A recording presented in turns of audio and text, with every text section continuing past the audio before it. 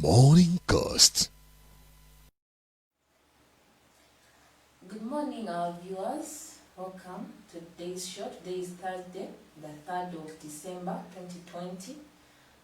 You are welcome and thank you for always tuning in to this program, Morning Cast, because we usually do this program on Tuesday and Thursday at 8 a.m. So thank you for always being there and watch us. These times are hard, but I want to remind you, because I tell you every day, that you should keep yourself safe, keep away from riots. We need your life. Your life matters, because when Uganda decides next year, your vote will count. So you need to keep yourself safe and also keep yourself away from any infections like COVID-19. Keep a distance and wear a mask. Today's show, we are going to discuss about understanding your spouse.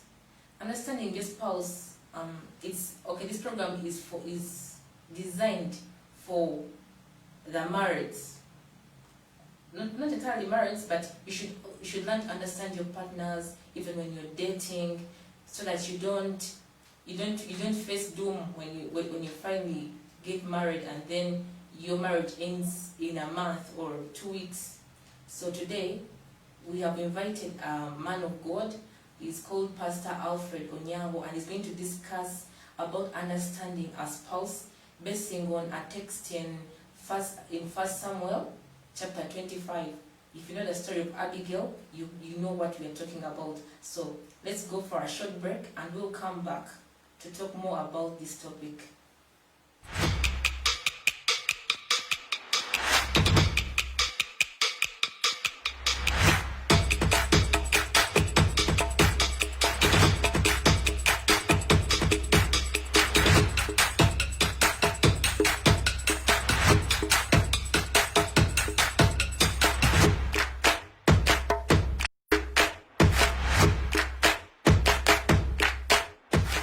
Morning Ghost.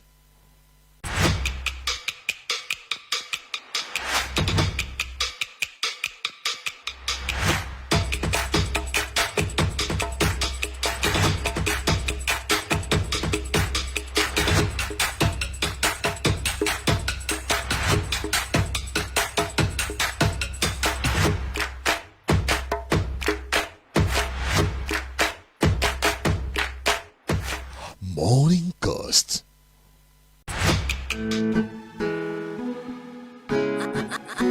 My baby boo, you were mine.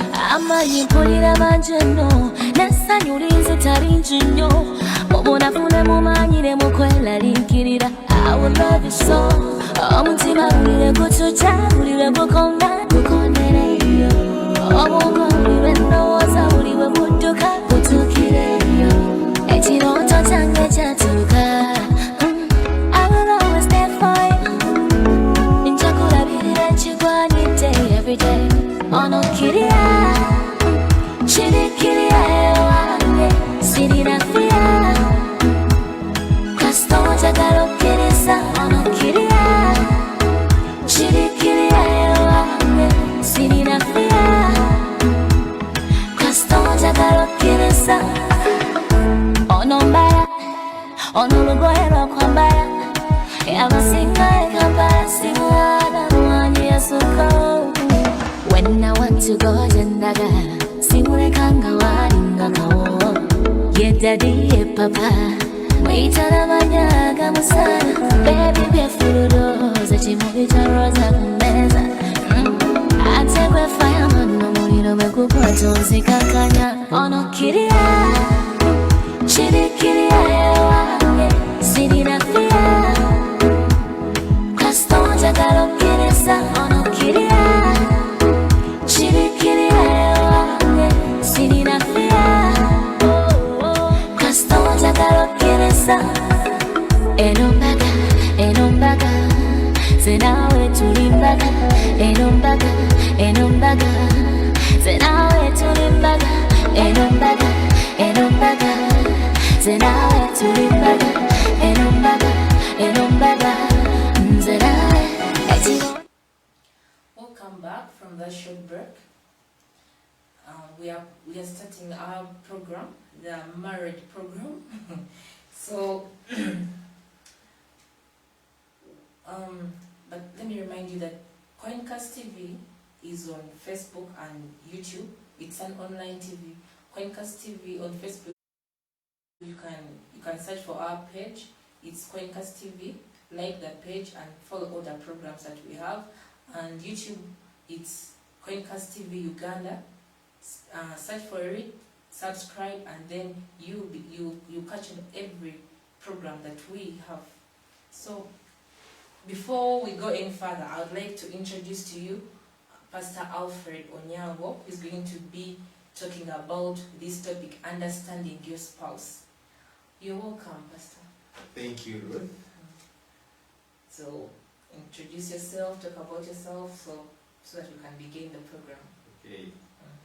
I'm Alfred Onyango, as you said, and come from Makindye. I'm born again, a pastor, a husband, a father, a teacher, and a counselor. I'm married to one wife, who is a woman, and I have a number of children. How long have you been in your marriage? In my marriage, I'm going to clock 18 years on the 28th of December 18 years. this year. Yeah, that's an achievement because people, like, within a month, they are already fighting and ending their marriages. It must be awesome being married, you know? Yeah. Yes. So, before we talk about understanding your spouse, would you please explain to us who a spouse is? A spouse. A spouse,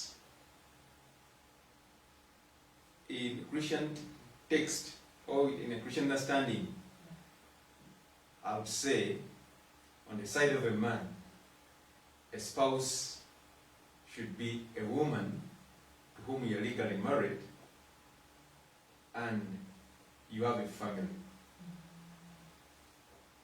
So, girlfriends and boyfriends are not spouses. Those are friends. To me, those are friends and those are suitors. Okay. So how about if you're engaged? If you're engaged, I'll call you a partner But not a spouse. until you fulfill the requirements of being a spouse. If I look at what we use to wed people, I'll base on that. When we are going to legalize spouses and we say these are now married, the concluding declaration says that because they have fulfilled the requirements of the laws of Uganda and the body of Christ, we now declare so and so husband and wife. Okay. So to me, a spouse is either a husband or a wife. Okay. So a spouse is anyone who has the right, maybe in case you're sick, the one who can sign the hospital bills in case of an operation. That's the spouse. Yes. Okay. The one who is who can become who is not who doesn't have a blood relationship with you, but can be next of kin.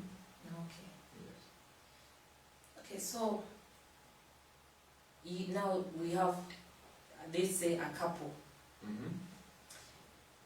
They are together.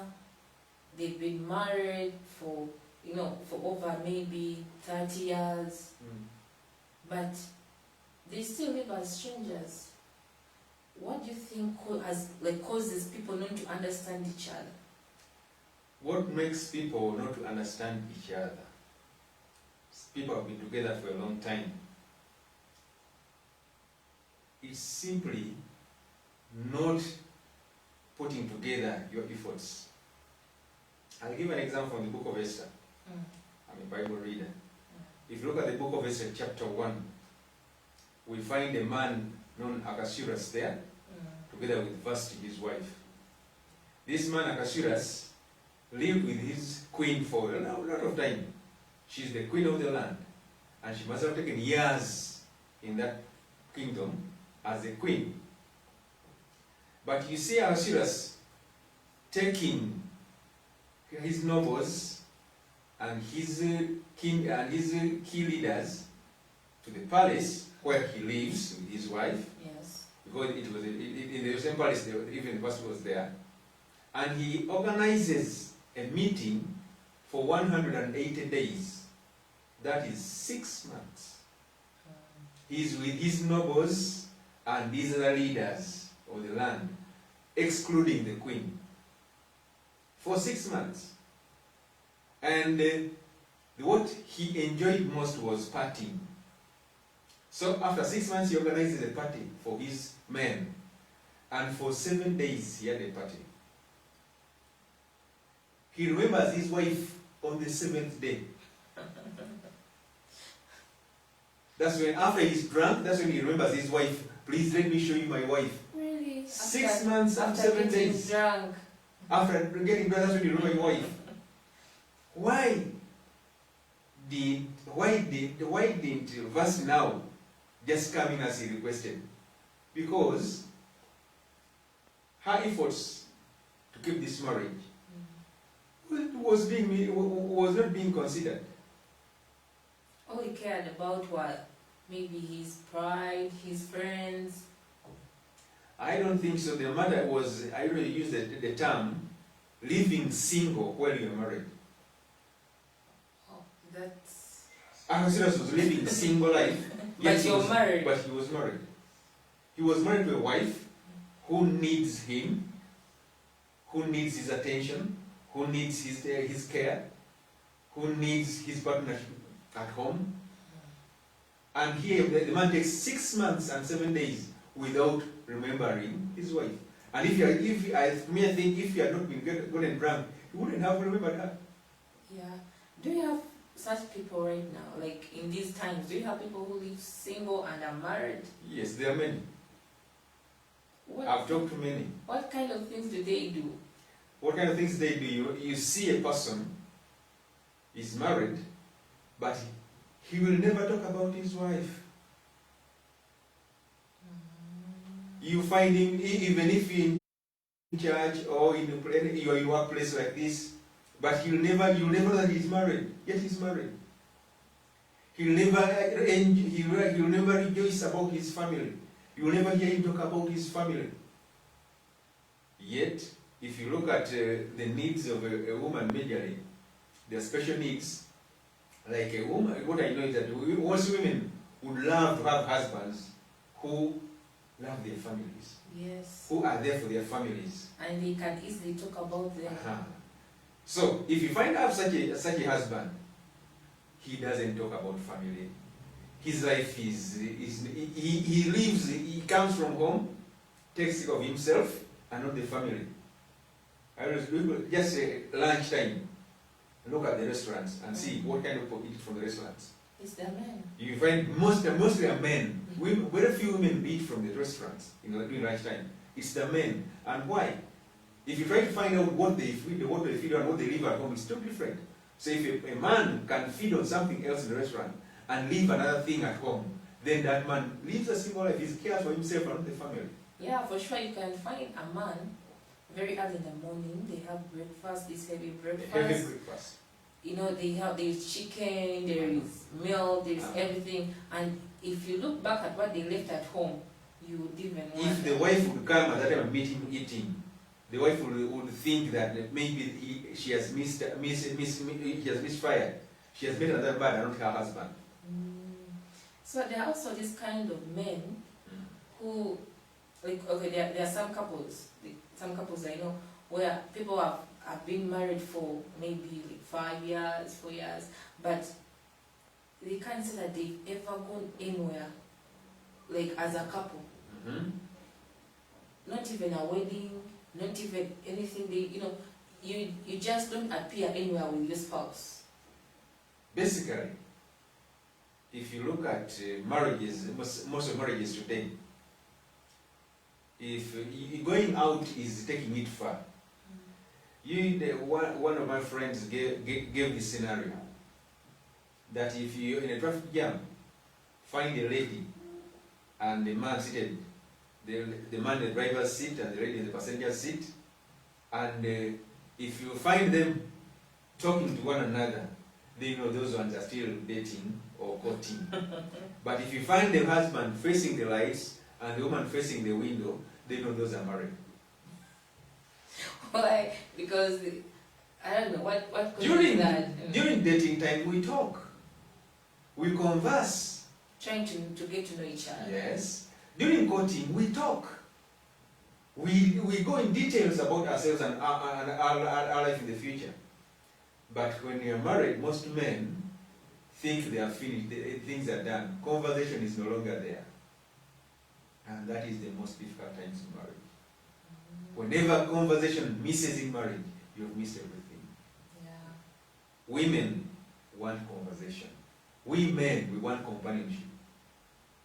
This man, as you're sitting in the vehicle and sitting with your wife, you are receiving the companionship, yes, but you're supposed to give conversation. That's what men forget. I don't know. Is it because maybe there's too much in their minds, responsibilities? Because when you're dating, at times you don't have that much of responsibilities. Now you're married, you have kids, everything is like everything is on your head. Maybe it's because of the responsibilities. Could that be an issue? Men tend to hide behind responsibilities and avoid risk. Our first responsibility as men is to our wives, not children. Yeah, because as a husband, my first responsibility is to my wife. If you read the Bible carefully, the Bible doesn't talk about husbands caring for their children. But the Bible talks, if you look at the teachings of Paul in the book of 1 Corinthians chapter 7, when Paul talks about marriage, he tells men, always make sure that you render what is due to your wife. So men need to be reminded at all times. If you look at Peter, in 1 Peter chapter 3:7, Peter says, "My husbands, dwell with your wives with understanding, with knowledge." Not dwell with your children with understanding or knowledge, but dwell with your wife with understanding or knowledge. You know, men tend to forget that women need attention. Yeah. And they think that providing money and all that luxury is what a woman needs.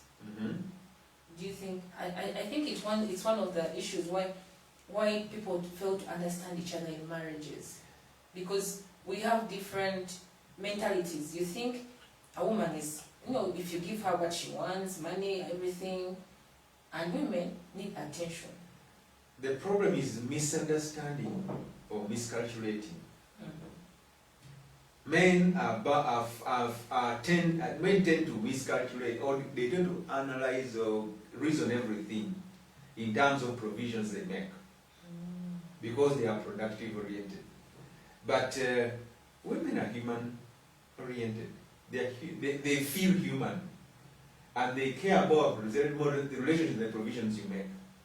So we always make a mistake in that area. But the truth is, the wife didn't get married to what you give. She got married to you, the person. Yeah. It's you she needs. It's you she cares for. Whatever she does at home or wherever she is because she cares for you. Likewise, husbands should also do the same. Whatever you do as a man, you should care. You should pay attention, because you married your wife, the person, not what she's doing. Okay. So, how about when we are dating, at times you get to know someone, maybe through connections of friends and relatives and all that, or maybe you meet, the two of you meet and start your thing. Could it be that maybe at times people pretend? Because even if you're writing a CV, you write all the good things, all the good qualities, so that when someone reads your CV, they will say that, oh, this person is qualified for the job. So could it be that maybe people are not being themselves during courtship? I would say, especially, I'll call them boys, not men this time. Yeah. And sometimes I call them male, not men. Why? What's the difference? The Who difference is a man? A man is a person who understands himself and is confident with himself, and he takes responsibility about himself, all about him. He's a person with a responsibility, doesn't fear responsibility. I will say this, I always tell my young couples this, that if you are to enter marriage, know where you're going. Marriage is a journey. I'll take it as a journey. And this journey, we are two people, we are two travelers in the journey. In this journey, we are two travelers, you are faced with choices to make. And you are responsible for the choices you have made. Meaning that during dating time, if you are going to date somebody's daughter, you are supposed to take responsibility. Know that what you are going to begin is a journey.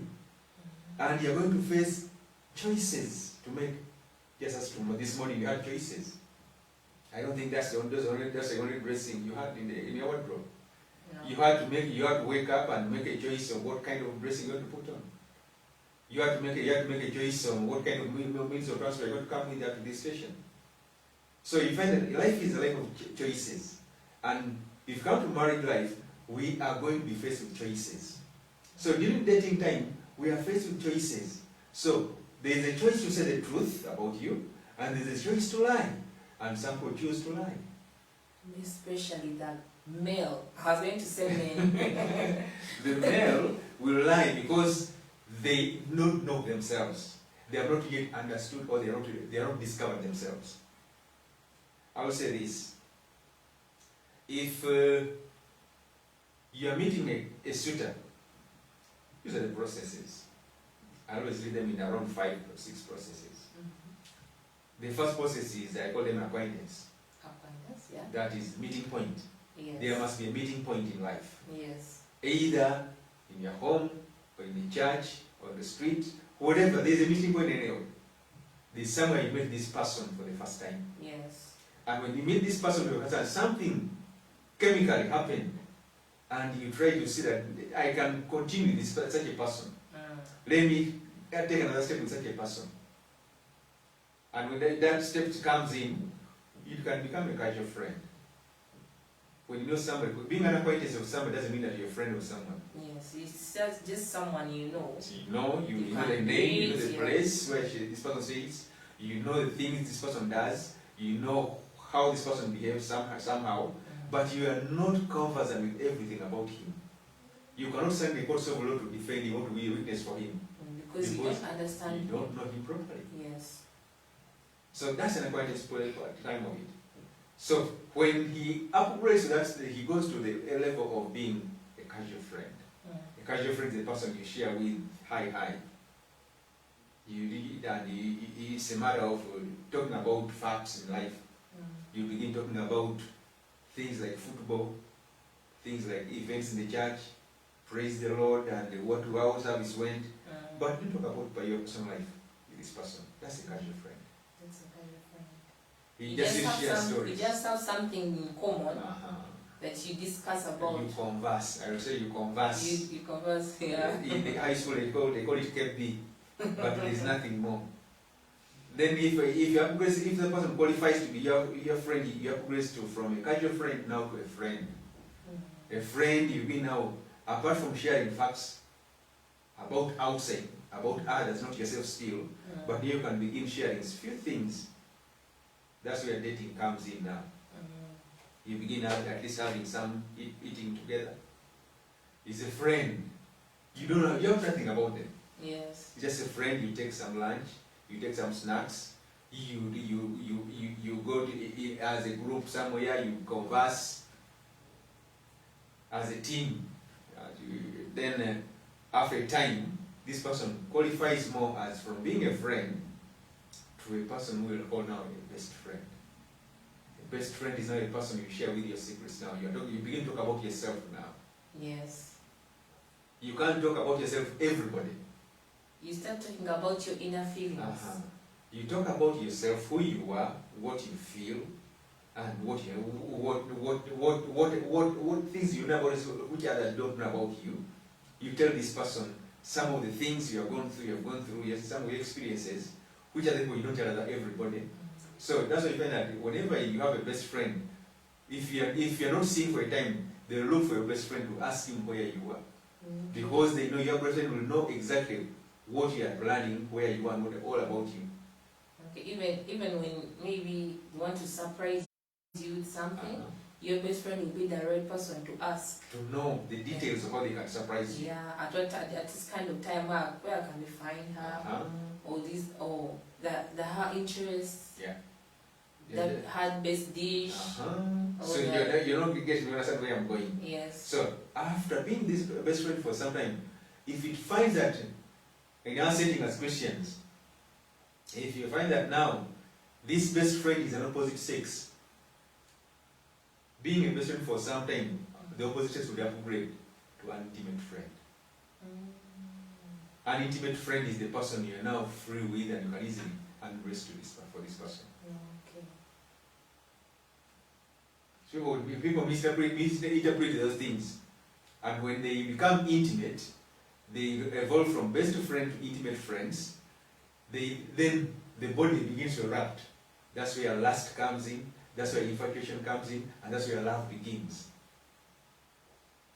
Okay. So, in that process, I don't think so many people get a chance to actually get that opportunity to be acquainted to someone, being a casual friend, then becoming a friend, a best friend, then you become intimate with this person.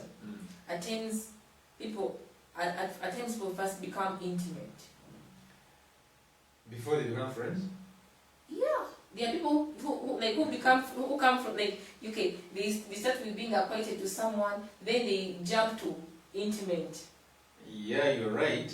And I would say in most cases where intimacy comes in, I'll give you the three things.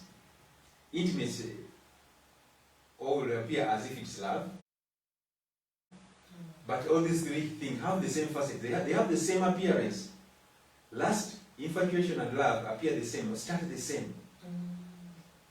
So you find that whenever it's opposite sex relationship, things may evolve, and if this person is not careful in the mind, because everything begins in the mind, he may misinterpret lust to be love, and when the lust is taken as love, you find them being intimate from the beginning before being friends.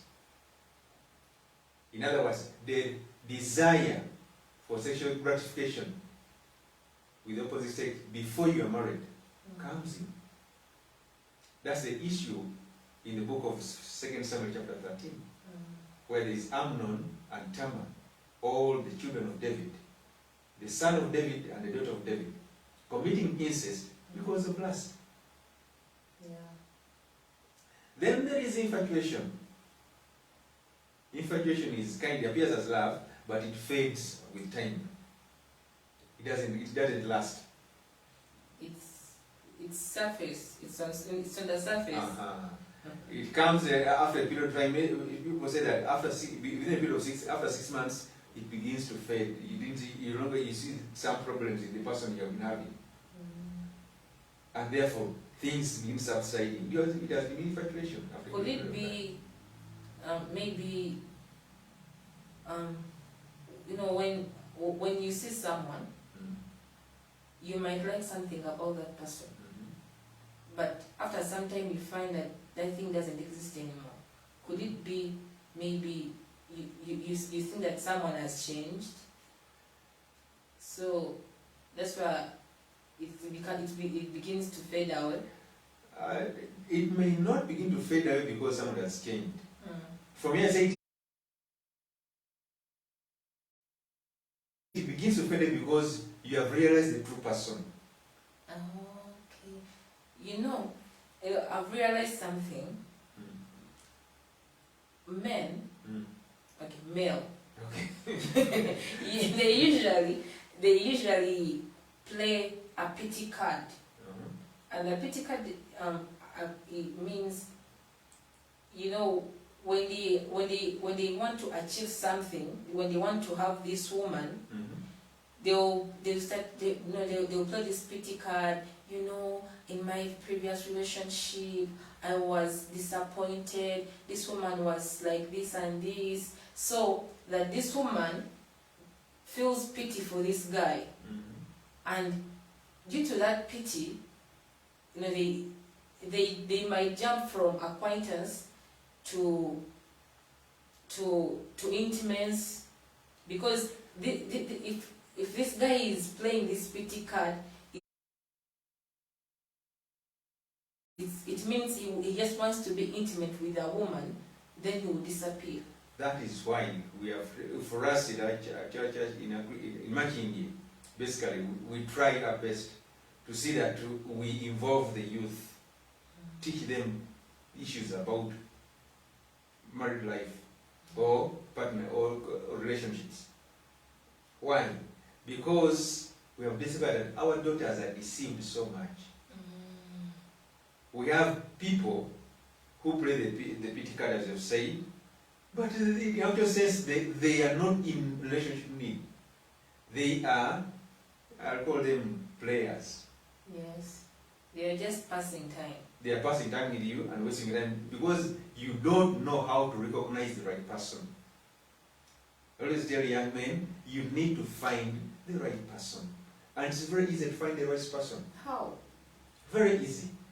A Christian, finding the right person is very easy. As a girl, I will tell you, just look at the Lord. Look unto Christ. I always tell my people, draw a triangle. And The top part, or if you look at the pyramid, yes, the top part of the pyramid is the apex, yes, where there is God. And I put on the left side, I put your name as Ruth. And on the right, I put the name of your spouse or your suitor. And I tell you, please, don't look downwards. If you look at Ruth, you're going to miss the point. you just have to Look at Christ. When you look at Christ and move closer to Christ, as she also moves closer, you meet there. Oh. And you find the right, in Christ you meet the right person. But outside Christ, when you're looking at each other, you're going to meet the wrong person. Because this person is going to play different things. I'll tell you, men or male do not outright reveal, come out who they are in the beginning. But it is Christ who reveals this person to you. Okay. So, in situations where you are, you know, there is being matchmaking, you didn't meet this person personally. You were just introduced by someone. And in most cases, in those instances, the agenda is marriage. When you meet this person, they tell you this person is so and so, he does this and this. You know, they give you some of his characterizations, and they also talk about you to the other person. So, how do you think how that affects people understanding each other? Because I think the best way of understanding each other should be you personally learning the other person on your personal perspective, other than people telling you that, you know, this guy is like this. Have you ever tried to read about history in African culture? The way they made the marriages? Yes. You find that the girl seldomly knew the man is going to marry until the wedding day. And that one caused to cry. That's why in Uganda, mostly the Mugole, the lady would cry. Yes. And you think that it's a culture. But this person is fearing, he's scared. Where she's going, he has hardly met this person. Yes, they don't know themselves. Yes, maybe he's getting the name of that person on the wedding day. It's the parents who connected and agreed and exchanged gifts. And now she's being given out. Yes, they say in the end they loved each other, but I would say they simply obeyed their parents and they decided to live under the hardships they have been thrown into. Because they have nothing to do. They have nothing to do, they have nowhere to go. Because I call it sailing. They have been sold into another life. But the best marriage comes from best friends. Yes. If you want to look at a good marriage, a happy marriage, it comes from marriage between friends. A person you know, a person you understand, a person you have lived with, so you have seen for some time, you have tested this person for some time, not immorally, but you have really, this person character-wise and being a responsible person, you get to know it.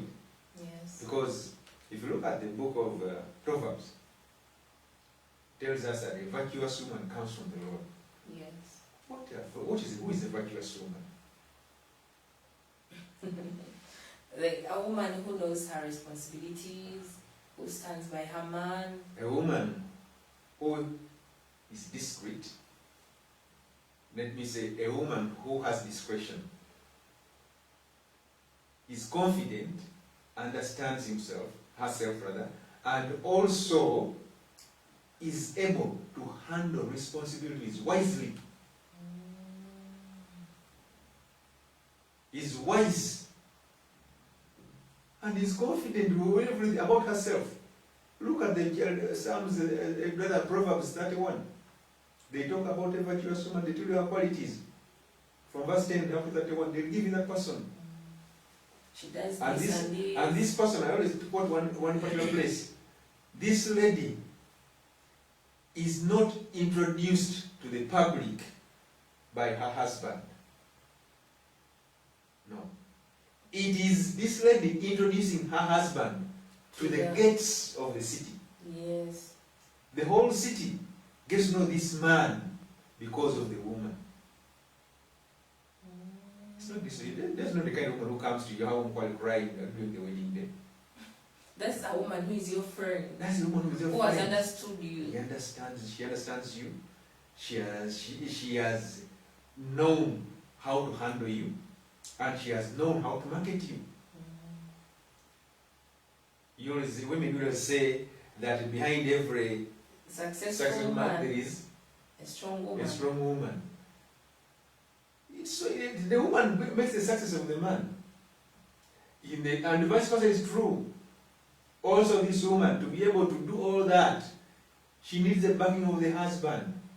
So the husband was also the person behind all these her successes, which caused her to be asked, which kind of woman is this? And the husband was also You need to complement each other. complimenting each other. That one makes. So, how long does it take to understand someone? Like how long should a couple be in courtship before they pop the question, before they get married? It depends on how you understand each other. Understanding each other is a process. You can't say you're going to understand each person on the first day you met this part. We have clicked and we have chemistry, and say the chemistry has made you understand this person. It can't be. The chemistry will pull you towards this person, but it takes rational thinking to know this person, to understand this person. And that's a process depending on how fast you pick the points being read by this person. So I won't give you your time, but psychology tell us if it is too long, at least 2 years is enough. Too long. Some people date for 7 years. Because they don't give each other time. If you're giving each other time, there are 5 things which you do grow love, as you know. In the love languages. 5 things you grow love. Words of affirmation, you always say, I love you, but how often? Then there is gifts, sharing of gifts. Then there is quality time. Then there is helps, or giving this simple work helps to do something easier. Yeah, being supportive. supportive, and lastly, touch. These things grow love. But I want to look at the third one particularly, that's the quality time. Yes. How much time do you give your partner who you're dating with? You say yes, you're dating for 7 years, but you meet once in a month, and you meet for 1 hour. Is that dating? No. Is that giving time? Is that growing the relationship? The relationship to grow needs time. Doesn't need not just knowing the name or where the person stays or eating together. That's not enough. It needs time. So if you're giving less time, you take a longer period of time dating and courting. And if you give more, if you each other good time, quality time to share about yourselves, you find that it takes less time. Why do you think that some whites date for 6 months and marry, and up now they're married for years, leaving out the numbers which divorce? There are some who don't divorce, yet they courted for 6 months.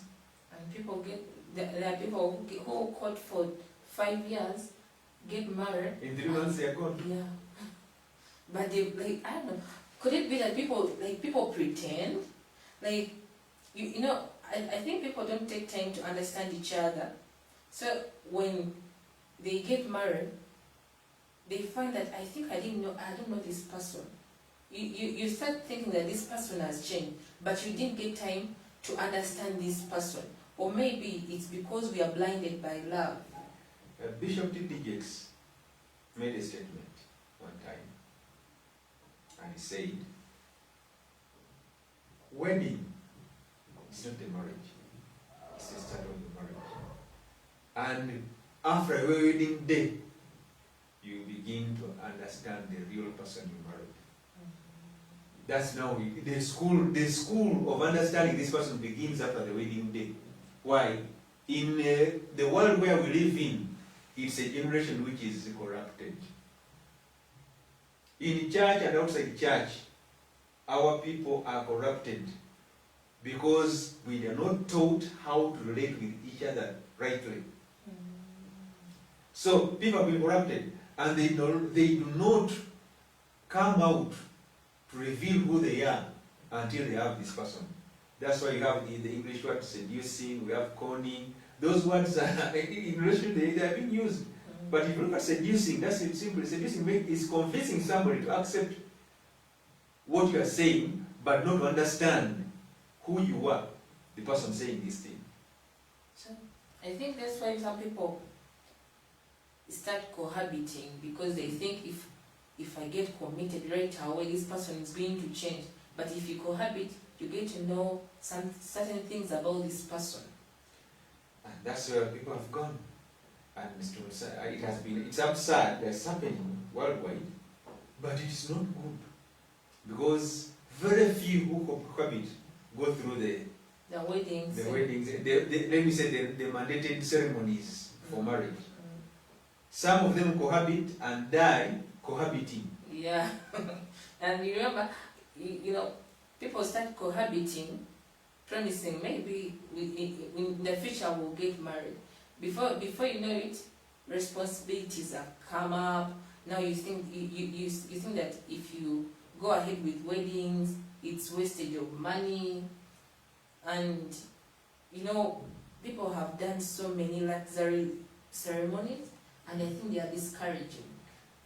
People have not, I just avoid responsibility. I don't think that having children is now a bigger responsibility than you taking responsibility to make yourself known to the parents of your wife.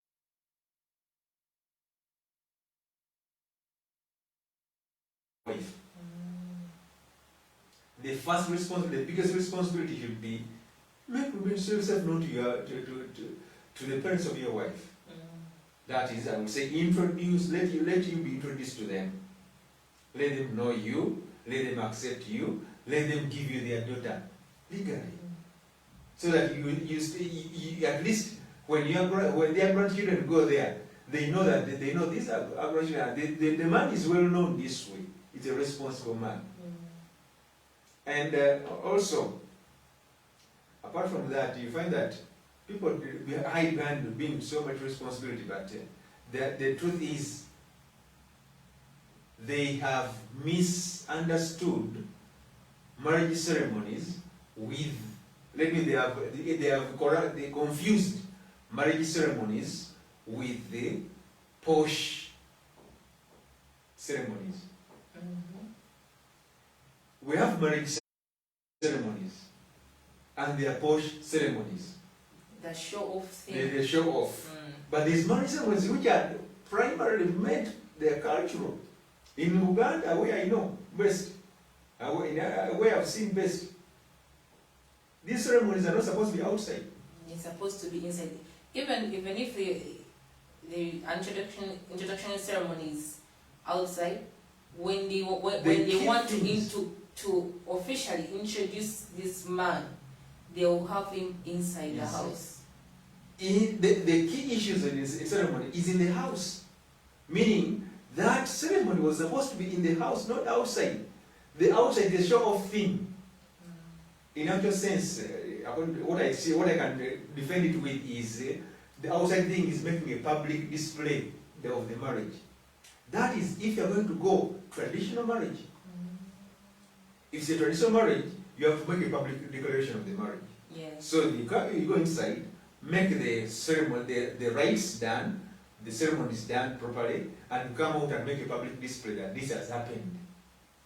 And therefore, you go and register the marriage. In the church, you do public declarations the same. There are public declarations which are important. The ceremonies at home are to be accepted. In the church, we declare publicly now that these are married people. And that is the end of it. The issue of the reception, that's the party you talk of. It's your creation to make the ceremony, to show off. Colorful memories. That is it. But the actual thing, the marriage ended in the church. After the wedding, everything is done. You are right to go. But the problem is the notion of the public. What will my people say? What will so and so say if they don't take a cake? If they don't eat food, I'll not have made a wedding. So we prepare for weddings and not marriage. Yes. There is a magazine I read, and these people were, they did their things so simple. After getting married in church, they served their cake and soda in church. Then they went with their family, close family, to a restaurant, had lunch. The wedding was done. And that's the best wedding. Because you're not marrying for the village. You're marrying for yourself. For yourself. Yeah. At the same time, you're marrying this woman into your family. I always tell my couples who come before me that when Ruth is getting married, know that you're marrying into a family, not into a person. You're married into a family in a biblical setting. That's why you find that in the church we set the side for the man, the side for the lady. Yes. And you are passing through the aisle in the middle of these two, meaning it's a blood covenant between this family and this family. Coming together. The two families are not getting relations. They are getting related. There was never a relationship between the two families until Ruth and so came in. That is it. So you can't, after getting this done and the covenant made, I don't see anything more. If you have given them something it's simple, that's enough. You don't need to waste a lot of money that you are going making a posh wedding that the world should know that you wedded. The world will know that you wedded. Most of the celebrities have seen wedding in billions of shillings and dollars. After a few months, things are gone. Yeah. It's not the ceremony of marriage that keeps them married. Some people get married. Like, I've taken marriage as an investment, because when you divorce, signing properties, in case you didn't have a prenuptial agreement before getting married, I think people like have lost the real reason why they should be married. Yeah, people have done that basically because, to me, people have lost the godliness in them. when you have no God in you, you will enter the marriage as an investment. But if you have God in you and believe the God whom you accepted, you will follow the instructions of God. And I will just show you from the book of Malachi chapter 2. The Bible says, God made for a man one woman. And God designed marriage between one man and one woman. Why? He gives in verse 15, he gives you the reason as to why he made that. Because he wanted godly children. If you say you are godly, you must have godly children. And therefore, if your marriage is an investment, how are you going to produce godly children? There will be financial children. See? So, how does people's backgrounds affect a relationship? How does people's backgrounds affect a relationship? That's a good question. Your background refers to your history. Yes. And your history starts with the genesis, how you began.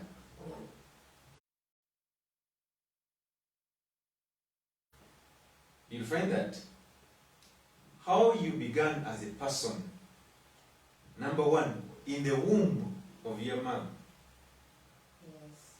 will determine a lot your relationship in the future. How does it work?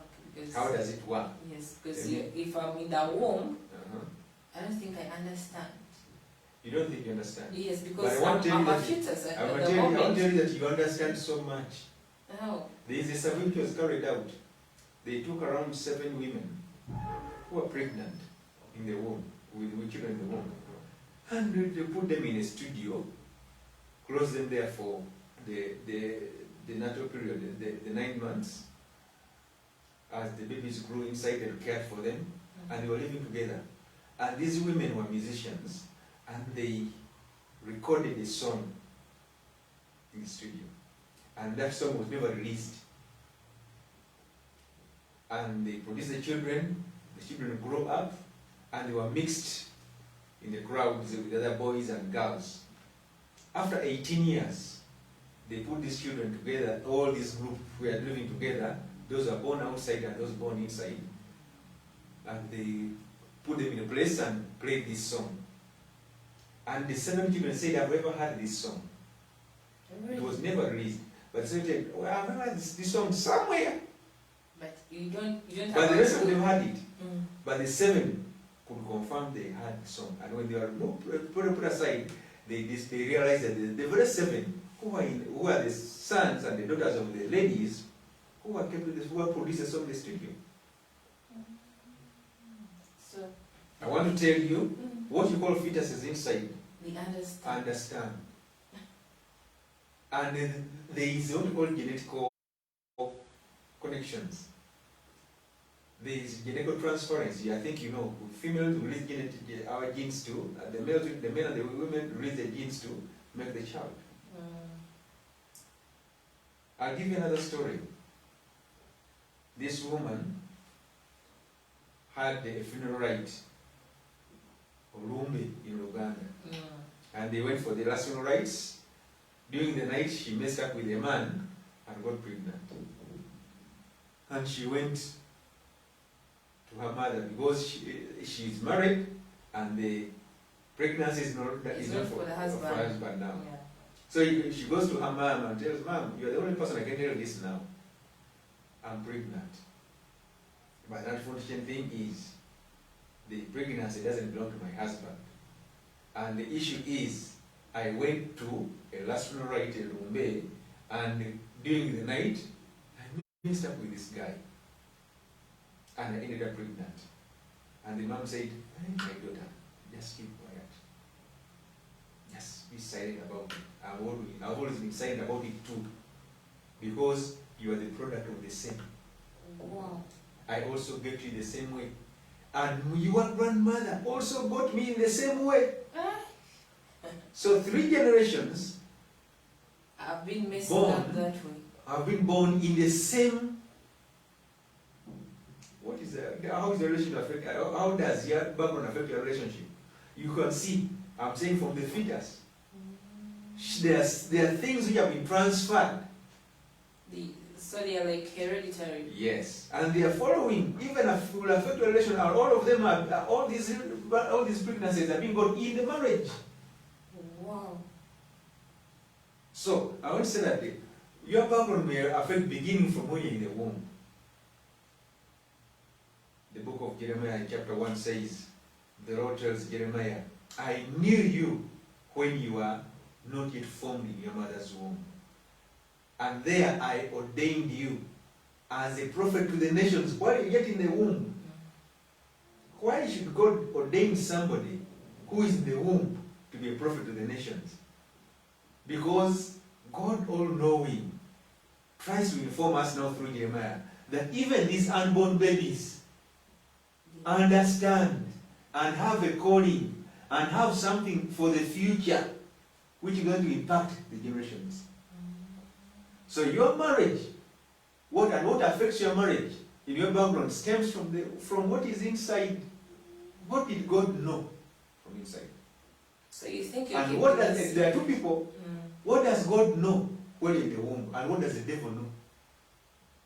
Remember, if you are from a devilish background, the devil has a attachment on you, and he lays his things. He lays his net right from there. A child is born well knowing that he's going to fulfill the destiny of the devil in the world. So you think you're keeping a secret, but in actual sense you think you're keeping a secret that between the 2 of you as you discuss, but there is a third person listening again. Yes. So your background from there comes, and as you're born, there is after coming out of the womb, it also affects how you are loved. Usually, when a woman gets pregnant, there is a kind of love known as the story, or the love that exists between the parent and the child. Okay. That love is born in the child immediately she is in the womb of the mother. And for a man, that love, the love of your son or daughter to come in you, it is activated by the touches you give to your wife while she is pregnant, and the handling of the child immediately she is born. That's why the nurses in the labor ward, when the child has been delivered, they don't ask for anybody there. They ask for the husband, who is the father of this child. And they don't tell you to wash your hands to take hold of your child. Immediately they see you, they say, go take hold of him or her. So if you face rejection From the womb, in the womb, immediately that rejection follows. even in your future relationship. Yes. You always be so magical. You always view rejection from afar. You will see people coiling easily in their marriages, coiling easily in their relationship. Try and look in their backgrounds. They may have been rejected at birth. They didn't feel loved. They didn't know the love of the parent, and therefore it affects them. Okay. So we are going to discuss more about that issue when we come back from the break. Let's break for a few minutes, then come back and discuss more about that issue. All right. Nalongo! We nalongo! Omuntu n'obeera ng'eyabba embwa kwata ggwe ate otulidde bulungiko kuba esente zaabuze. Nze ngende kwebaka.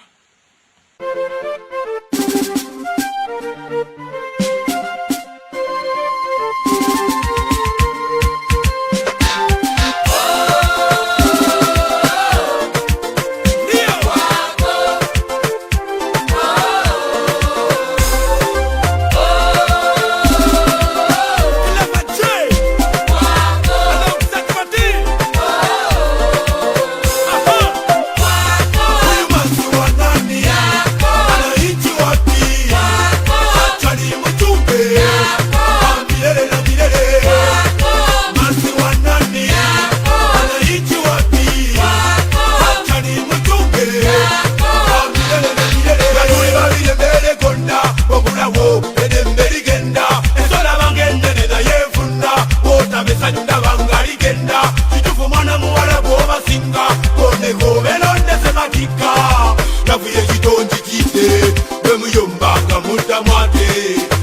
badde byonna matidde kasaberuka batukume kileva badde byonna matidde kasaberuka batukume huyu masi wa nani anaishi wapi achani mjumbe wa milele na milele masi wa nani anaishi wapi achani mjumbe wa milele na milele kubalungiwa mmana sibomu kube mitima jako wange mama kisa kimu twagala kufa kuba oli muntu mulamu tokola bembisa na kyusamu atala bandi kwagalo yabeera muzibe natawulidde kyekugamba beera kikala yengwe kakyomanye ndi kwagala kufa kubanga motoka nakona batekamala huyu masi wa nani anaishi wapi achani mjumbe wa milele na milele masi wa nani anaishi wapi achani mjumbe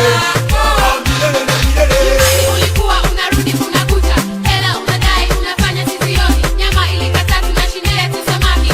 Ingekuwa wewe ungefanya nini? Nilikuwa natamani kuwa vizuri, niwake kama manzi wengine, hata nivumilie nyote ni hali moja. Sasa niahidi utajali shida zangu. huyu masi wa nani anaishi wapi achani mjumbe wa milele na milele masi wa nani anaishi wapi achani mjumbe wa milele na milele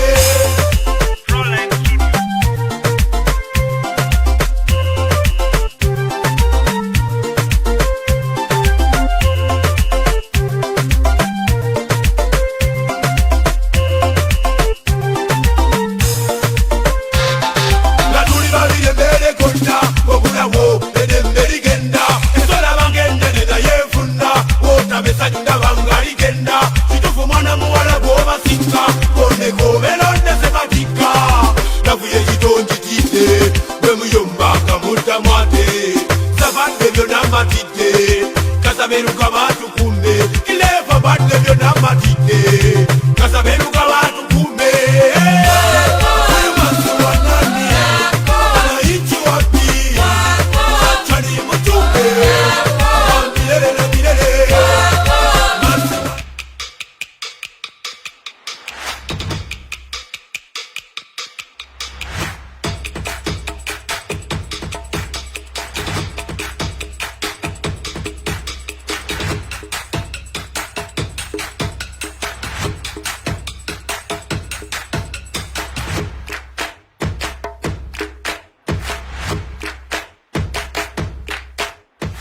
Morning Ghost.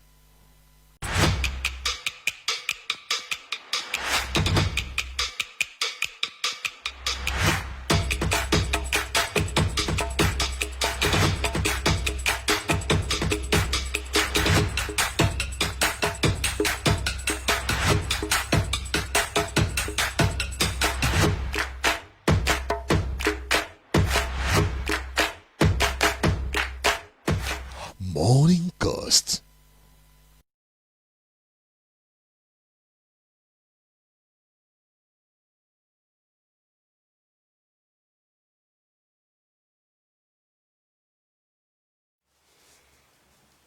Welcome back from that short break. You're still on Coincast TV and the program is Morningcast.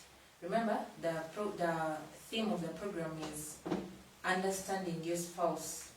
So, before we went for a break, we were discussing about like spouses because it's our main issue.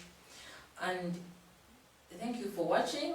The people online. We have Jenny Feva, there is Julius Maweje, we have Lovie Poa, there is Mutoni, there is Dagi. Thank you for watching, and all those that are watching without commenting, because the ones I've read are just commenting. And if you have a question, please send in in the comment section so that we can discuss what you want to know about understanding a spouse. Pastor Alfred. Yes. You know, when we're organizing this topic, we based it on 1 Samuel 25, the story of Abigail till she got married to King David. So let's take it from there. Let's talk about understanding your spouse basing on this context. Basing on the context of 1 Samuel 25. Yes. In the book of 1 Samuel 25,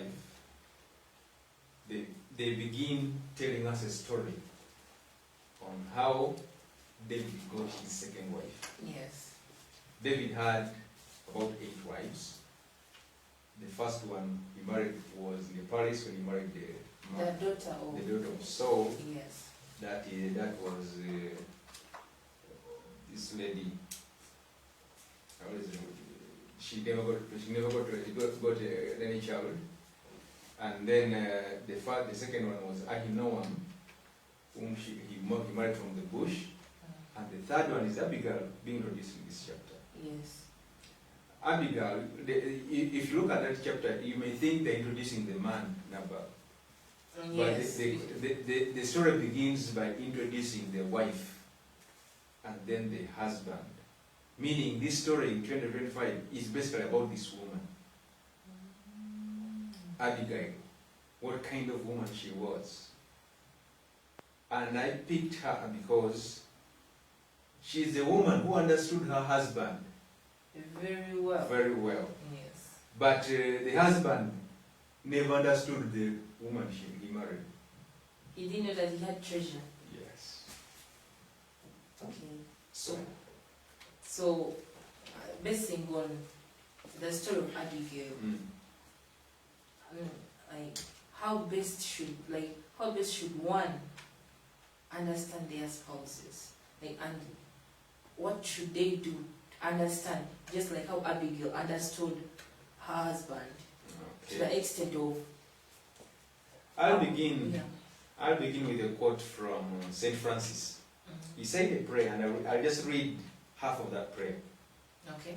And how he prayed like this: "O Divine Master, grant that I may not so much seek to be consoled as to console, to be understood as to understand, to be loved as to love.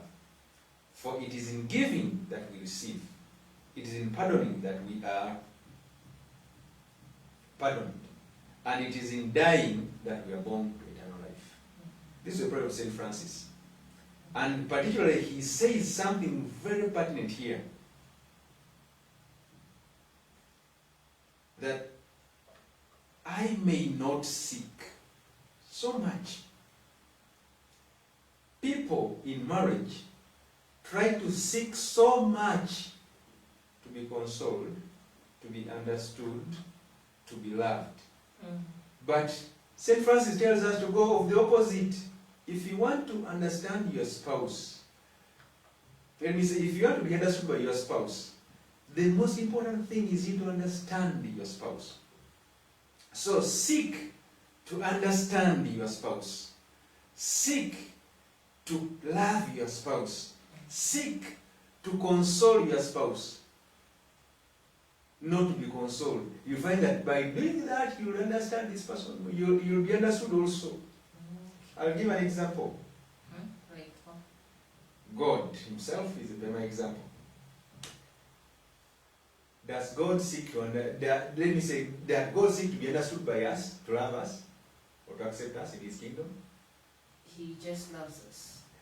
God, instead of seeking to be loved, he loves us. And we reciprocate that love. God, because he wants us so much, he consoles us and doesn't want to be consoled. That's why we say that he first loved us. He knew us before we knew him. God, because he understands us, he doesn't mind whether you understand him or not, but for him, he understands you. Yes. And by him understanding you, he's able to relate with you, and you're able to understand him. And that's a very example. That's the same thing we should have in marriage. Okay. Paul compares marriage of husband and wife to the marriage between the church and Christ. In chapter 5 of the book of Ephesians. What does he say? In chapter 5 of the book of Ephesians, from verse 21 to up to 33, you read about that text. The last part says, if you go to verse 32 and 33, it tells us now that Paul wasn't, he talks about in chapter 20, verse 5, he says, being subject to one another in the fear of the Lord. And then it goes on to first to women, wives, obey your husbands. And then verse 5, he talks about the husbands. Husbands, love your wives. And he goes on talking about these different things. But if you come down as you go through that topic, that part, he says a standing out statement that this is a mystery. And I'm not talking about husband, right? I'm talking about the church and Christ. And he's giving a video example that if you want to understand your spouse, try to understand how God understands the church. And how do you do that?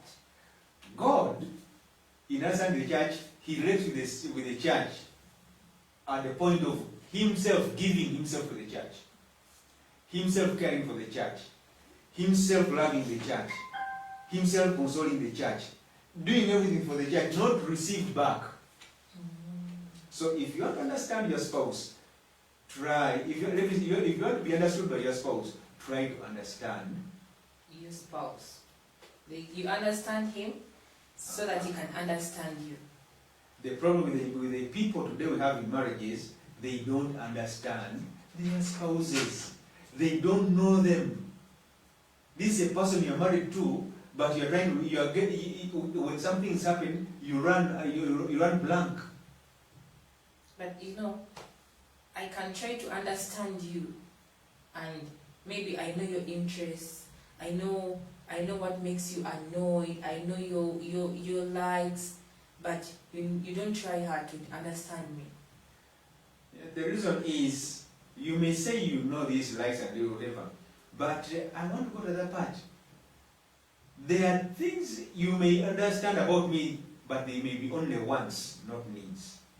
Okay, so what's the difference of wants and needs in this context? Wants are things which may make me tick, yes.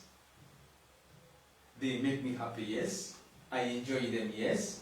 Yes. But they may not be the things I need to run the marriage, to be ticking, to be strong in this marriage. Instead of basing on things which will make me happy for a while, you are never supposed to understand me, and by getting to know the needs which I have, which will make me stick into this marriage. So what should one do to understand the needs of their spouses? In the previous session, that's why I talked about the quality time. Quality time doesn't end in courtship, doesn't end in dating. It goes throughout the married life. You need quality time. That's the time when you are not on a TV, you are not on newspapers, you are not in the Bible, you are not on your own books, but you are with your spouse discussing issues. And I always tell people one thing. To understand a spouse, I go on the side of the men first. Men need to know certain things about women so that they can keep the woman in the marriage. So what, would you please take us through the steps that a man should follow to understand their woman? The steps to understand a woman. To understand your woman as a man, as I said, number one, create trust. Trust is built. When this woman trusts you, she'll be able to open up and be able to understand most of the things you don't understand. Okay. But if she doesn't trust you, she'll first of all give you the outside flowers, but not the real herself. So you need to create trust. Yes, so trust is very important. Yes. You out there, you should know that trust is very important in a relationship. Yes. So what next? And as you're building trust, you are going to meet her needs to build the trust. And the needs, you're supposed to be a person who can find out. If you are not, the Bible says in the book of Proverbs 18:22 that a man who finds a wife has found a good thing and obtains favor before the Lord. The word finding, if you define it properly, you find that it is studying, it is discovering, not only seeing, no. Understand. It is discovering, studying, this was not discover. So you find that you need to study and find out some things. And you will discover the needs. I need to give the first thing is, you need to understand that every woman needs affection. Yeah, that's true. As a man, you need to understand that every woman needs affection. If you don't provide the affection required by her, she can't open up. And some men misunderstand affection to mean sexual desire, which is far different. Women need affection. They need to be cared. They need to feel loved, to feel cared for and supported. That's affection. They want to feel, do they feel that they are loved? They feel they are cared for. They feel they are accepted. They feel they are needed. When she feels that, you are giving affection. It's not just when you have sex with her, that's you provide affection. No. It is doing those things. She must feel that these things are happening. So it's still part of quality time. Yes. So if I have to give the affection, you need quality time. You know, there are instances where, like, maybe before you get married, maybe you started dating, and in the context of spending quality time with each other, maybe the guy tells you, come to my place. At times they say you're going to just talk, So you go with you're going to talk, you're going to spend some quality time with this person. But what most male understand by a woman coming to their place is getting intimate. And don't you think that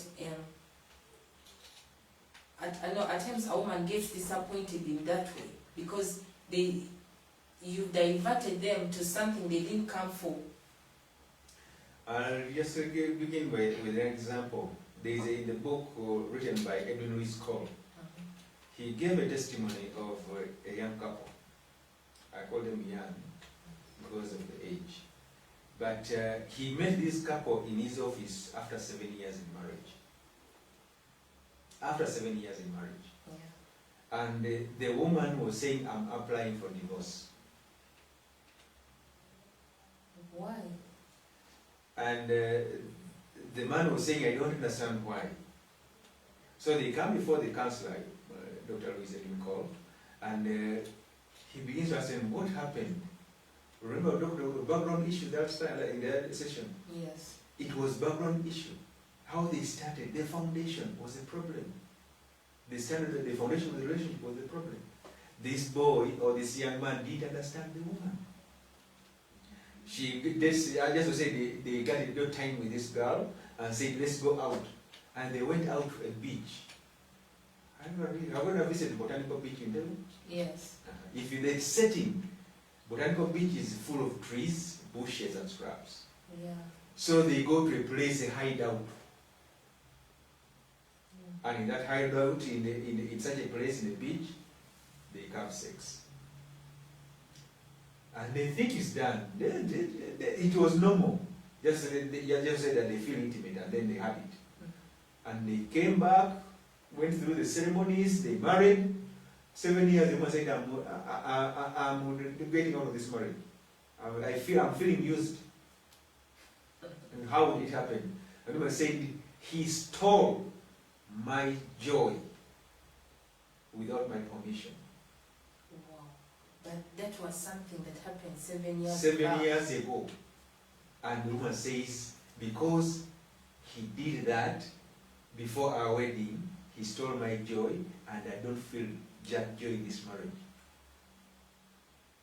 So the elder girl asks, why did you? The man said, but I thought if I repented before and I thought you forgave me. It was a Babylon issue still affecting this woman. She couldn't give up on what happened 7 years back. Because she feels this person doesn't understand her. Maybe it's because, in addition to that, maybe it's because of things that have been accumulating along the way. Because if he didn't understand her at that point, he might not have been understanding her still throughout the years. And if you look at it, her bringing that 7-year event, and is the first point, not these others, then it means this man in the marriage, he was a responsible man. But the problem is he has not given quality time to this woman to understand her fully and know how to take care of these things. Because there are things you keep inside us. And those things can only come out during quality time. Yes, he may say that I repented and I thought you forgave me. But women don't communicate the way we think. When women do what you have just done, nodded the head, said yes, or said okay, those are simply indicators of attention. They have not accepted what you're trying to yes. say. So when this man repented at the moment and said okay, it doesn't mean that she has already forgiven you. No, she just interested. Can you elaborate more so that I understand exactly what you're meaning by this kind of repentance? Yes. But the man said, yeah, maybe he has forgiven me, and that was almost breaking their marriage until they went through a session of counseling to remove that bond, and then they could go out together. So I would like you to continue helping a man out there to understand their wife. How can a man understand his wife? Because we get complicated. If you look at Nabal, the case, when you understand in a text, Nabal lived as a rich man, having almost everything he needed in life, providing all to his wife and his family. But one thing he failed to understand is how to handle his wife. The wife was so brilliant, so wise, and so discreet. She was at the cutting edge of life. She could understand things from afar. But this man, because of the wealth he had, because of the things, he was cruel. The Bible tells us he was cruel in his behavior. So this woman was condoning a cruel man in the home. With the cruelty, you can't understand your wife. Because you feel superior. Yes. Once you're a dictator in the home, you will never understand even your children. You will never understand your children. Because they will fear you. When they know that dad is in the sitting room, they will be in the bedrooms. They will hide. Yeah. So that was the family of Nabal. And you'll wonder, no wonder, I will say no wonder, at the end of, when Abigail came in touch with David, David realized a wise woman, a woman no everybody could desire to be with. So he understood her, like, in their first meeting. When she met her, she had her pleas for the man. Said, this woman can even care to fight for her husband. And the husband doesn't understand that. Doesn't. And David said, okay. Yes, you have saved your husband. So the lady went back home. And the Bible said 10 days later, this husband fell sick and died. Abruptly. When Abigail told him about what was going to happen to him after he was gotten out of his drunkenness, the Bible says that his heart got an attack and became a sadness, meaning that he got another attack. And from that day, 10 days passed and he died. Because he didn't know that his behavior would bring such a situation. Yes. And he realized that it's his wife who saved his life. So what happened? After 10 days, David hears that the man has died. This woman he met 10 days ago. And 10 that's days the ago. first And meeting. he realized the wealth in this woman. He said, this woman I'll have. 10 days David sends his men to tell Abigail, David wants you for a wife. And the Bible doesn't tell us that Abigail buried her husband. She just packs up and leaves. Read 1 Samuel chapter 25. You'll see the Bible says when these men came, they told her, she said, okay. She rose up and went. With her maid. Meaning she had played her part. He said, In her husband's I've lived with this cruelty for these many years. I cannot again add on more days in my widowhood, living with the wounds of cruelty. I need to yet heal there is these something wounds. better. Then I've seen this person, there's a better thing here. Even though this person is still in the bush, not yet a king, not yet where he's supposed to be, not yet wealthy, not yet the person able to run to, but at least he's a person who understands me and will be able to heal these wounds of cruelty. Most women will run to a man who is willing to heal their wounds. And if a husband fails to identify those things, you can't have a trusted woman. That's why you find most of the infidelities in the home from the side of the women are a result of the creativity of men. Men are the one who have designed them and they have produced them in the home. How? Because they have betrayed the trust of their wives. And some women have done those things, they have those infidelity issues simply because they are revenging. Yeah, someone says, if you can go for other women, I can also do the same. Then too, they don't give us time. Because it doesn't give me time, this one gives you more time. Even though it gives you all the money and whatever, but this one gives you more time. So she goes to the person who gives you more time than you. You find that in one of them you are responsible for most of these things. But men don't understand that. So I guess Abigail also faced the same thing because this man had everything, all the wealth. Apart from affection. Apart from affection. Never had all apart from affection. So when she saw where she would get affection, she took that wholeheartedly. 2, women want conversation. Yeah, that's very important. And you need to understand, their need is conversation. Not a want. Their need is conversation. So, as a man, if you understand your spouse, you need to understand this person, this is her need. And give it. If you don't give conversation, your woman will become a gossip or a rumor monger in the village. Because she will be moving out to share out her heart with people around. And that may lead to more problems in the home. So I appeal to husbands there, provide conversation in your homes. Sit down with your wife, discuss, converse, talk about even the house fly which you saw.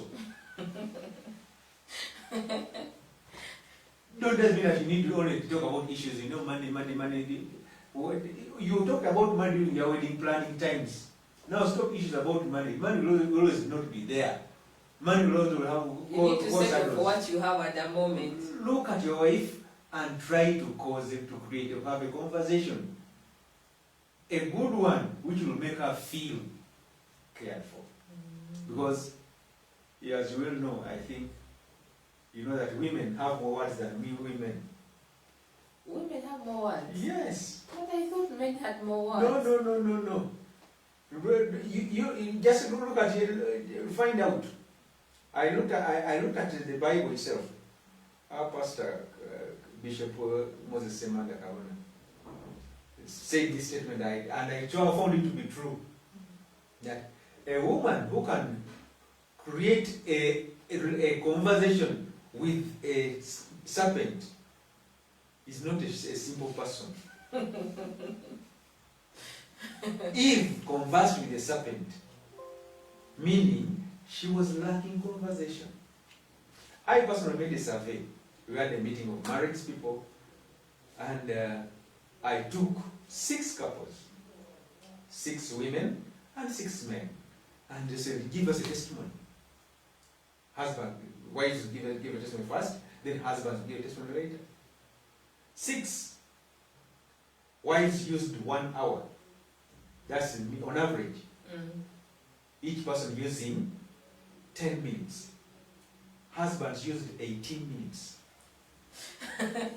You know, women, we tend to go into detail. We want to give that. That's why I say juicy women have thing more in words. a story. That's why I say that you have more words than men. So, your wife has more words than you have. And every day she needs to release these words to you. If he doesn't release these words to you, he will release it to another person. Maybe to Douglas, and Douglas will begin saying that this woman is wise. David came to understand that Abigail is wise by the words Abigail expressed. Say, no, this is different from the women I've had. The words. Women have more words, and they can easily take a man by the words they speak. You realize that, oh, this person is Yes. respectful. This Yes. person is so like he's wise, like Abigail. So you need to understand that they have that need of conversation. Give the conversation. And number 3, women need trust. As number 1, they need affection. They need conversation. They need trust. A woman needs a man who trusts her. Not a man who mistrusts. All the time, abaganda balina bagamba nti abasajja balina ebbuba, abakazi balina obujja. In English, I don't know where they can come in. Jealous. It's, I think English, they take it as one. Jealousy. Yeah. But it's jealousy in them. Every human being has that element. Yeah. And if you know, women, because of their tone of speech, women, whenever they're speaking, they have a dramatic tone. We men have a formative tone. We speak giving information. We speak flat. Women have dramatic tone.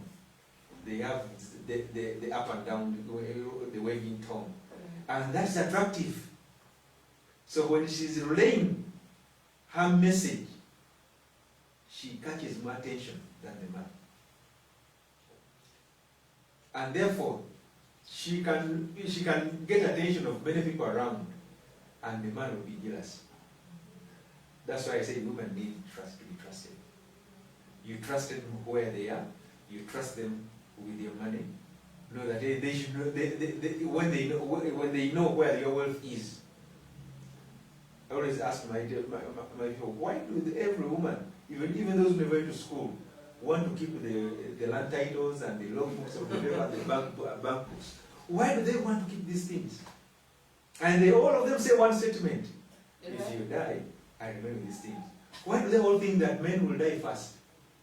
Because I think it's something that has been happening along the years. Oh. You easily find women that have lost their husbands than men. Because men fear to be seen as widowers. In practice, a widower is an abuse. You know, it's hard to call them widowers because in most cases, men don't take long to get married again. Not only that, but men fear that term. Being a widower, fears it because what it entails, women endure a lot as widows. And from the past, if you go to Bible history, the term widowers in Israel was an abuse to the men. And so therefore, that's how they came up with the word anenage. The Bible calls it, the Bible calls it mulab. That's it's a word better than a widow. So you find that women need to be trusted.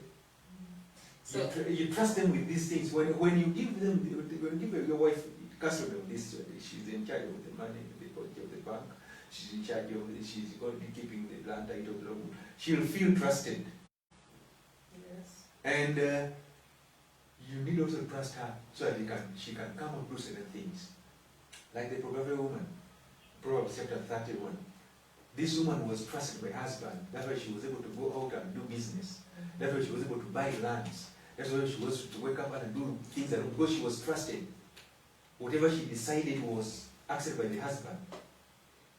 That's how we show trust to their wives. And number 4, women need security. They need security. They need to be protected by their husbands. In the homes where they work, they are.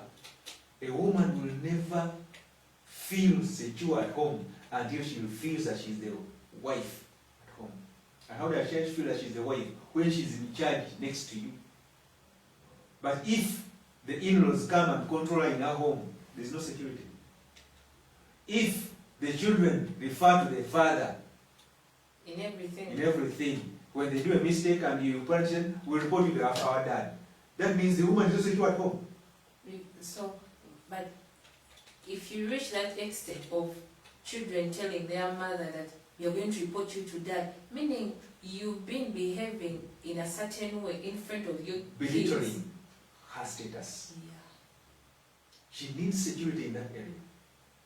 And number 5, women need a man who takes their family as first priority, better than their friends and their jobs. That's very true. If your job is first priority than your wife, that's why you find that some women, the man is back to the job, and the wife does other things else.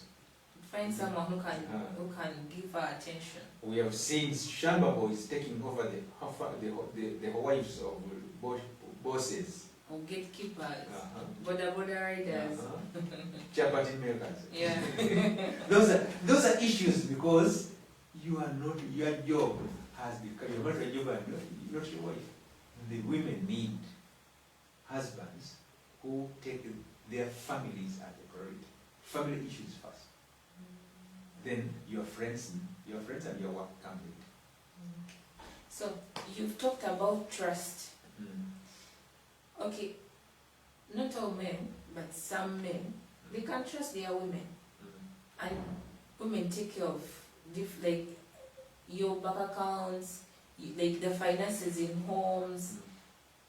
But at times, I think women can also take advantage of that trust and misuse it. Yes. So, how should a man understand? Like, because no, the man. We're talking about how a man can understand their woman. Now we are talking about the woman to understand the man.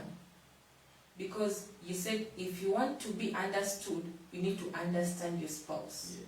So let's begin on this trust issue. What should women do so that if they are given that trust, they should also give that trust back to see that their marriage stands? Okay. If you said some women can misuse the trust,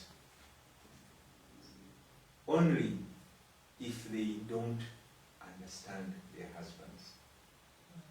Or if the husbands they have do not understand them, did not find them. You married a person you had not discovered. It's very easy for you to give a trust and betray the trust. Because first of all, you married the person, you have never discovered this person. The character, the habits, the lifestyle. You don't know this person. You need to know the character, the habits of this person, the lifestyle of this person, before you can give this trust. Why should you put yourself naked before a woman whom you have not discovered, whom you don't know her character, whom you don't know her habits, whom you don't know her lifestyle? If you look at the Bible tells us, teaches us this. Genesis 2:24. I'll use Genesis 2:25. But you read 23, 24, 25, 23, Adam talks about the wife. He says, now, this is the bone of my bones, the flesh of my flesh. If you interpret those things from the Hebrew terms where they came from, Adam is just saying, now, this is a person who is just like me. Doesn't mean that Adam woke up and simply said, this is a woman. No. Adam discovered this person first. He found out who this person is. That's why he says in verse 23, now. He begins the word now, meaning he has discovered this person. Now, this is the bone of my bones, the strength of my strength. As I have strength, he has strength. The flesh of my flesh. I have desire, she also has desire. She's just like me. And therefore, she will be called a woman, meaning my likeness with a different shape. And then he winds up in verse 25, I'll jump to 24. In verse 25 he says, and they were naked and not ashamed. Nakedness comes after Abraham explained who this person is. You can't make yourself bare to a person you don't know. People make that mistake, and therefore that's why they betray their trust. But if this person, you understand the person, you have known the power of this person, you know the habits of this person, the character of this person, the lifestyle of this person, it's easy to trust this person. The same thing applies to the women. They're supposed to understand the man. And if you understand the man, you need to know the needs of the man. When you give those needs, they'll open up and you'll be easy to understand them. Okay. So what should the women do? Just as you've given us the steps the man should undergo to understand his woman. The needs is also need to understand the woman. Yes. Now, what should the woman do to meet it? The 5 needs are reciprocal. They are opposite. They're related with the next of the men. I said number 1, women need affection. The opposite way of it, men need sexual satisfaction.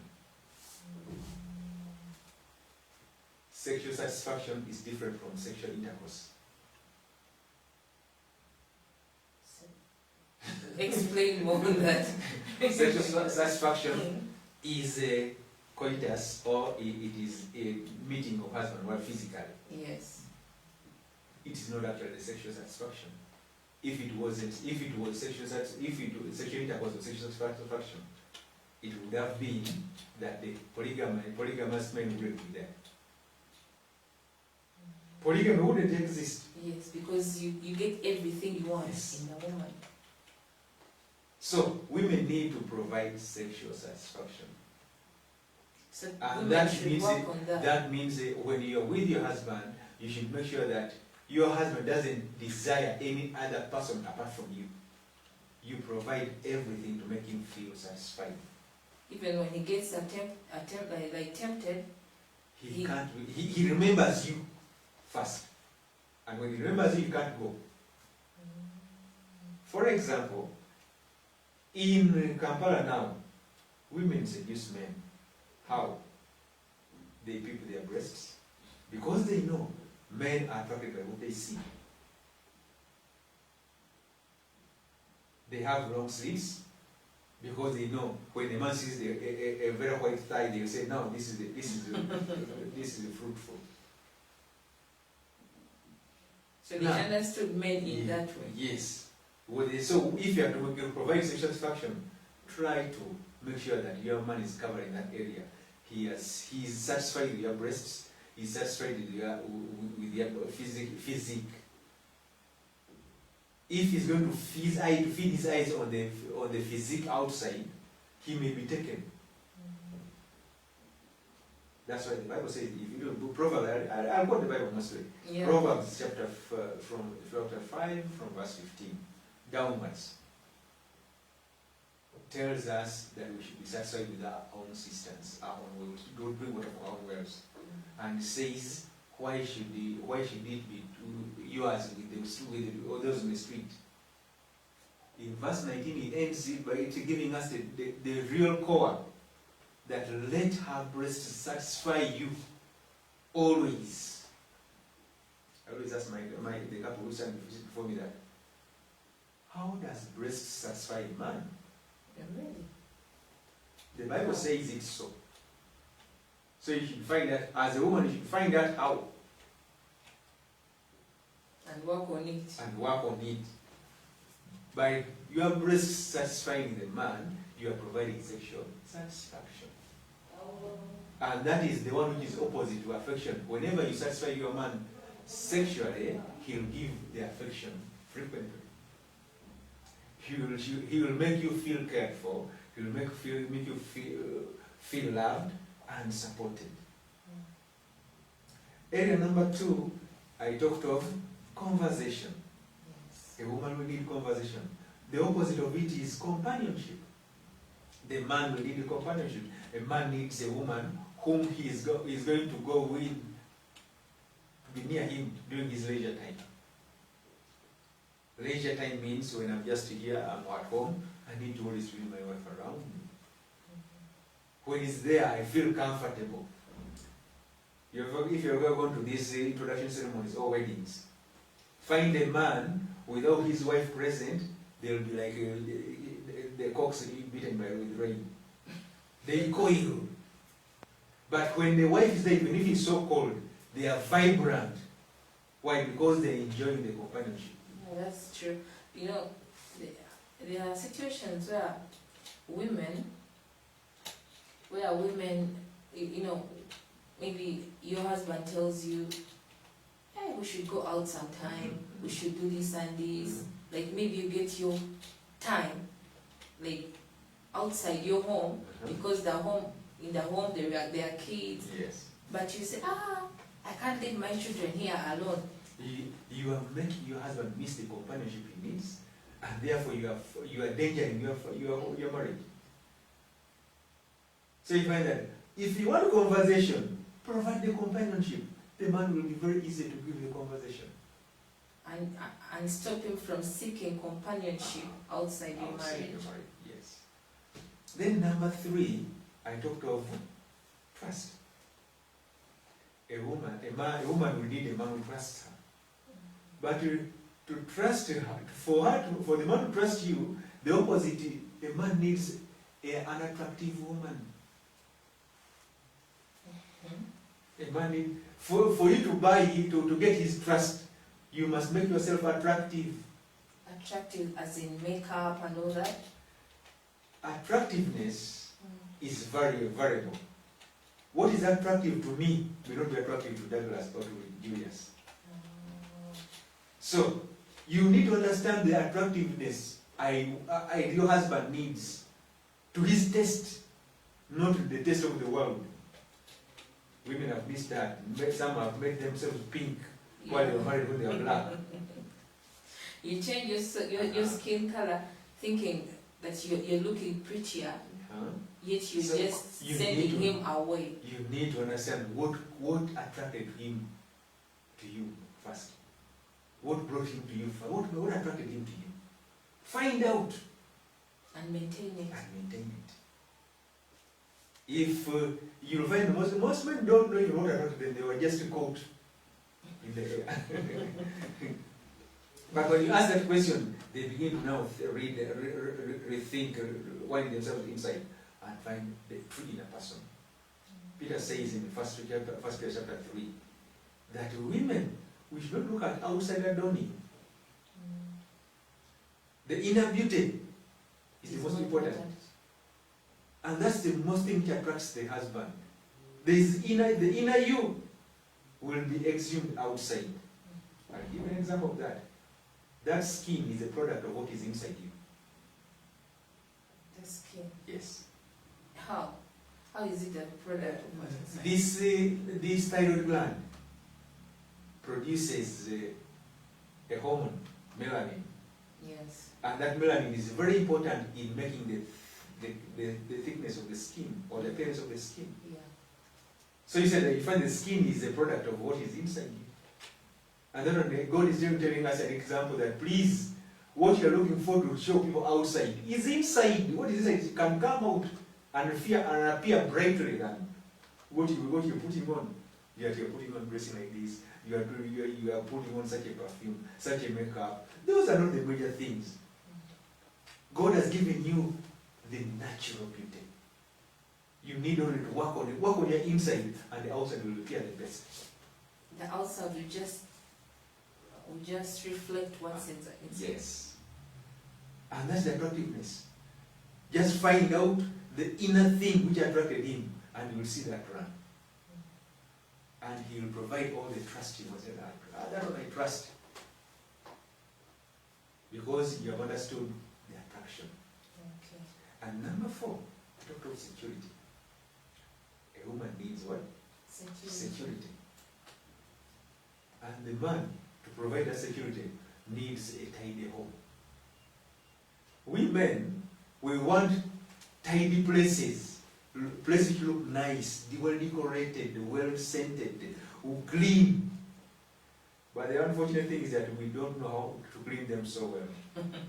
And we don't do it. I'll just give my an example. When you are dating or working with your spouse, your partner, and you go to a beach, you find most women with some lace shoes or vitenge. Yeah, those are things you should carry. Which they lay down to sit on. Yeah. But do you find a man carrying such things? No. When they find a seat to sit, I always take married couples out. Every 9th October, we move with married couples from all over India to go to a certain place, certain beach, and then have fun. It's a fun day. But you try to study the husbands and the women. The women will come and sit on those mats and whatever, but the men will look for anthills. Anthill is soil, pure soil. It's soil. And they sit on it, they don't mind. That one tells you what?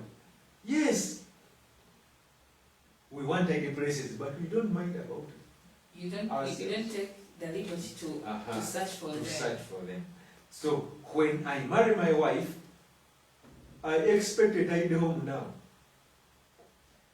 So for him to take his job and his friends as secondary to his family is the tidiness at home.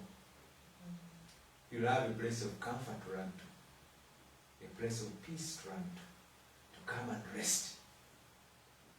So if you discover that and say, I need to provide a tidy home, the man will provide all the security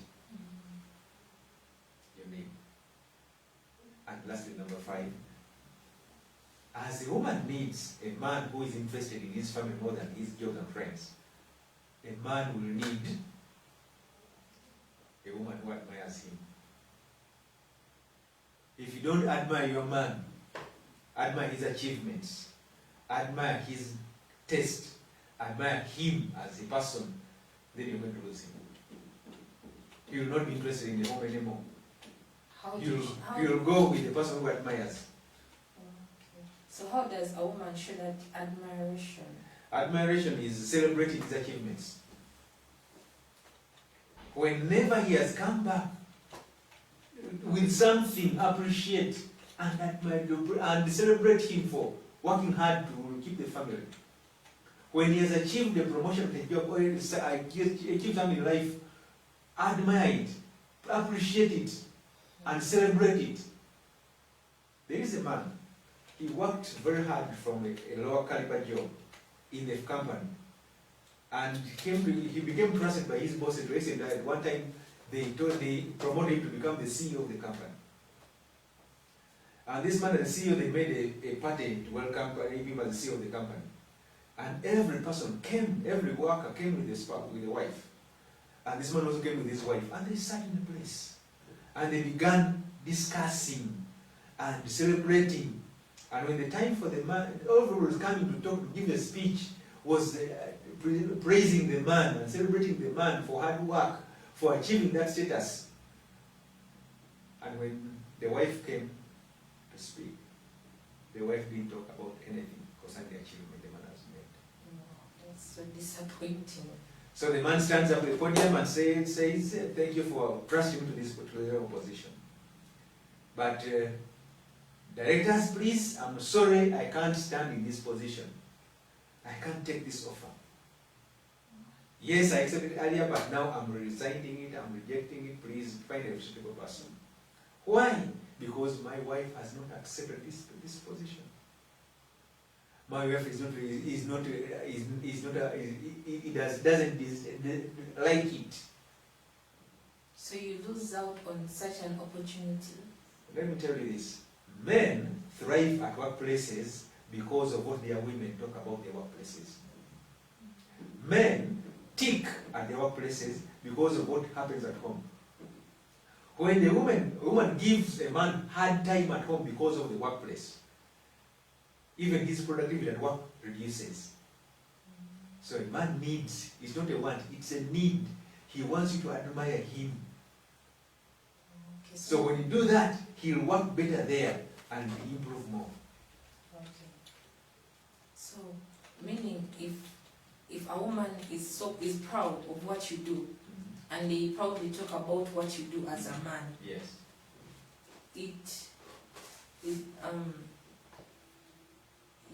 know, for instance, the story you've just given, it means if you are promoted to a certain position, more responsibilities and more time at work. Yes. Meaning, if a woman appreciates your achievement, it means she will also understand when you spend more time at work. Very right. Okay. So, in times of misunderstandings, how best should couples handle that, and where should they seek help from? Maybe counselors or what? In terms of misunderstanding or conflict at home, I would say that the best counselors are you two.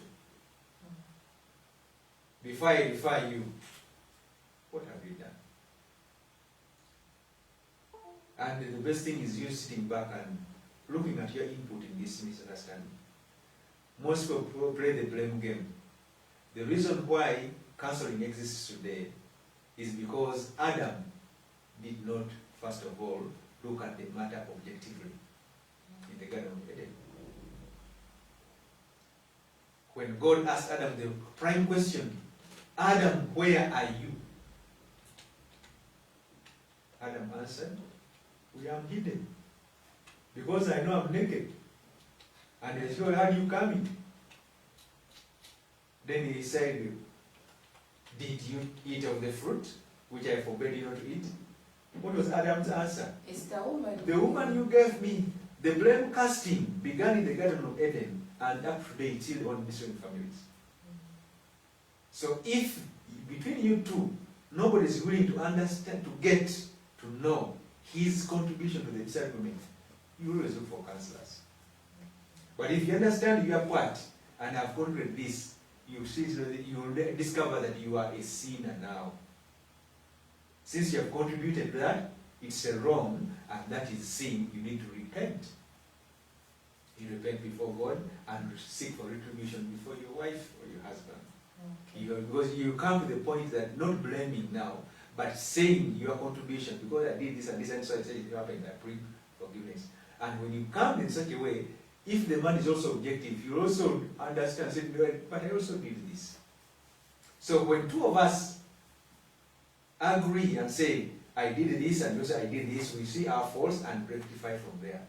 Counseling will not be there. Except in situations where people are failing out, open up themselves to evaluate themselves in the process. So counseling, when it comes to help us re-evaluate ourselves, it's only to bring us back to objective thinking. Now, so I know who caused it, it seems. Because basically what you're saying, what I did, it's me. I need to do to set of things right, set things right. That's where the counseling comes in, to make me remember where I'm wrong. And then I do what? I solve the matter. It's not blame casting. Okay. So, time is not on our side. I would like you to give your last remarks about understanding your spouse. My last remarks about understanding your spouse. I would say we people in the married life should always seek to understand the other person, not to be understood. Being understood will come along the way, but first seek to understand. When you seek to understand, you know the needs of this person, and when you meet these needs, then understanding each other will be simple in the family. As brief as that. Thank you so much, Pastor Alfred Onyango, for this opportunity. You can say your greetings to your loved ones. Okay. I send greetings to my dear wife, Esther Onyango. She's now praying, and she's doing more. So I left her when she was praying, and now I know that I think she has gone to work. But I believe she will see this and bless the Lord. I also send greetings to my children, Grace, Nehemiah. I have Priscilla, I have Chandler here, I have Devota at home, and I have my other spiritual children at church and elsewhere. I pray may God bless you and continue to guide you along. That's all. Amen. Thank you for watching Morningcast. Keep it Coincast TV. There are more programs coming on, like camping time, there is evening drive, so many things that we give you, and they are entertaining. So we are closing right now because time has really gone. But remember, Morningcast is usually on Tuesday and Thursday, 8 a.m. till 10 a.m. Keep it Coincast TV. We love you so much, and thank you for supporting us all through all these programs. God bless you, and have a blessed weekend.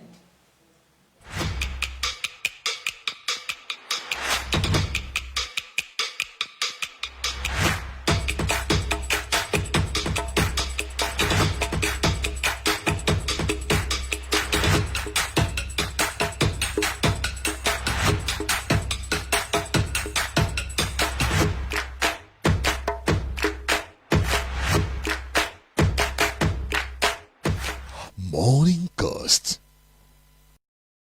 Coincast TV, moving with a trend.